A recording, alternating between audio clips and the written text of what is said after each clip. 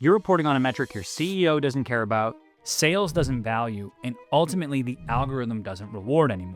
And there's a good chance it's the first number on your reports. Well, in today's video, I'm gonna tell you not only why you shouldn't care about that number, but what other metrics you should be focusing on, not only in your reporting, but as you build your content moving forward. But before we get into that, let's think about an example. We've probably all seen this company. It could be a competitor in your industry, whatever it may be. They've got a couple 100,000 followers. They're posting all the time. Their feed looks nice. But when you go into the individual posts, you notice something. You see 30, 40 likes, one or two comments with people leaving fire emojis or biceps. And you think to yourself, hey, something isn't adding up here.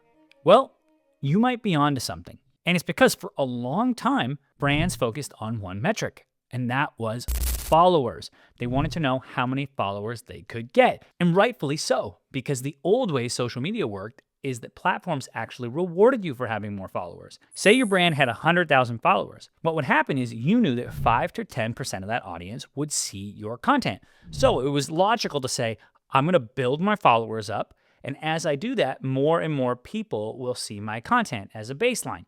Great. Well, not only did the game change, it changed on every platform. See, as TikTok came onto the scene, it changed the game for everybody. Now, instead of serving your content to a certain amount of your followers, the platforms just rewarded the best content, period. Followers, in a sense, didn't really matter anymore. And that trend has continued across all platforms.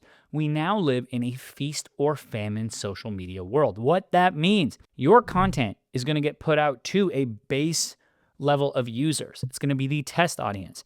If it performs well with that test audience, it's going to get a wider net, and a wider net, the more people that watch it. So this is how you see accounts with no followers seemingly going viral.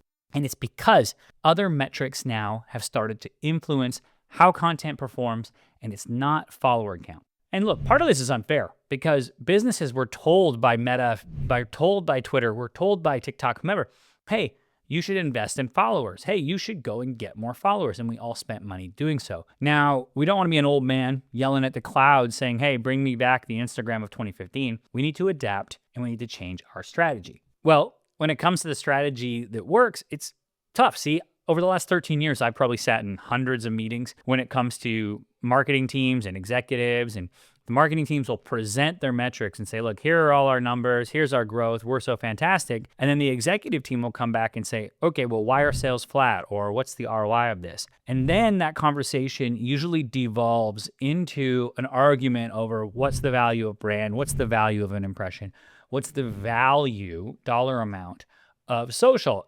And what happens is the marketers are on their heels, but the executive team is responsible for the bottom line. So they want to push and pressure where I think it's appropriate. The marketing team is going to be seen as really an arts and crafts department until proven otherwise. We've got this whole scenario, right, where people are hyper-fixated on followers. They get into a reporting situation, or they have to talk to their executive or sell a social media plan upstream. And it turns out the CEOs aren't informed, the executives aren't informed. So they might even say, hey, what's our follower growth? We want followers. And see, that's the problem with marketing right there, that gap.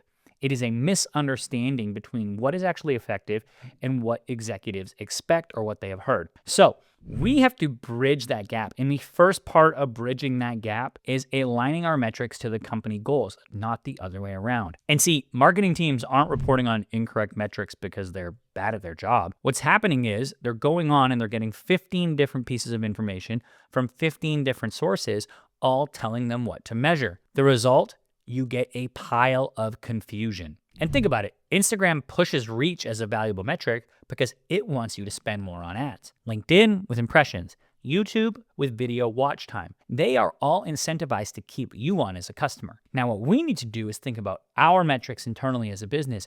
What metrics are incentivized to keep our customers coming back? Because those platforms are not giving you neutral advice. They are protecting revenue, and it's time for you to protect yours. Now, we're in a sea of attribution craziness, right? You can almost attribute for everything. And although I think this is largely good, there are some things to highlight, right?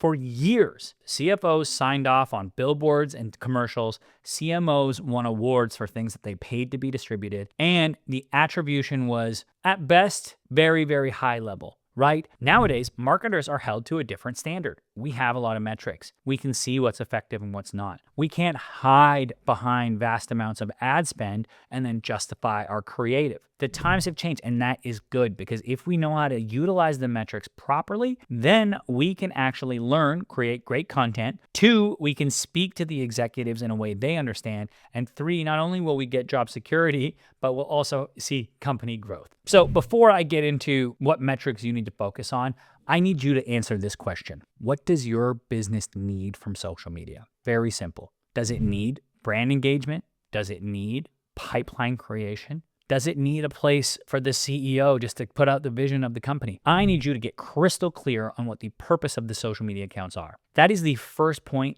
in understanding and using metrics in any meaningful way, because different metrics are going to signal different things. And a startup trying to get its first 100 customers is a lot different than an enterprise client that's just trying to have market share and protect brand image. Completely different vehicles operating on the same marketing platform. But now let's get into the metrics that I think you should stop following, or maybe just stop valuing at the same extent. Number 1 is going to be followers. See, the platforms have now shifted to serve you content based on what you have watched and engaged with, not who you followed. So although followers may trickle up, I do see them really as a legacy metric at this point, where we want to be focusing on other metrics in the platforms. 2, posting frequency. And what I mean by that, I think there's a lot of value in posting a bunch, but only if you iterate and learn. Just filling the calendar for the sake of filling the calendar is going to lead to mediocre results and ultimately a waste of time. So when we think about the marketing calendar and posting frequently, we have to think about iterating and learning and fine-tuning the content as we post. Without the learnings, posting frequency is a giant waste of time. Next, one-word comments. Looking at that as engagement. Look, if somebody drops a fire emoji or biceps or says, "So cool," I know that's 2 words, that engagement isn't meaningful, and the algorithms actually know this to be so. So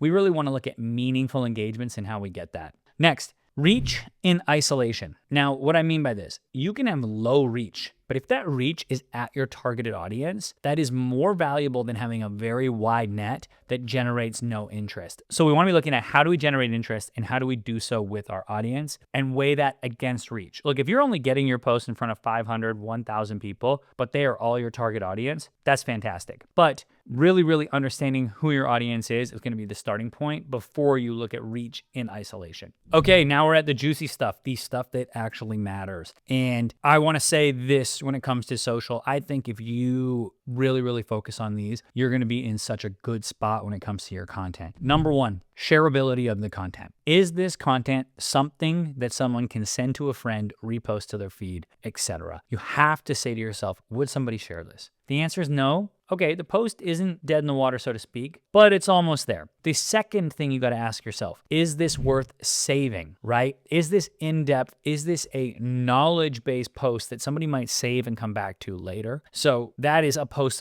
ultimately for personal consumption. And we want to look at this. Number 1, would somebody share this with a friend? Number 2, would it something they would use themselves? So a knowledge-based. Shares, saves. Those are the 2 things I want to focus on. Then number 3, I want to look at impressions, right? Impressions are going to be a pretty good guide on how our content is performing. In the feast or famine era of social media, it is important to understand what cranks and what levers you can pull that will increase impressions. So once you get those, you say, well, how do I build a report that gets my executives on board? What you need to think about is this. Think about a metaphor. We need to stop thinking about how many people walk by our business and how many people actually walk in the storefront. If you're an online business, B2B, it's the same thing. Somebody might watch our content. That's the first part. We have to get in front of them. But then I think, how can we get them to engage? How can you DM with them? How can you get them sharing? How can you get them commenting in a meaningful way, not just a one-word response? This is where we need to focus, because when you start to build relationships with your audience members, and real relationships, that means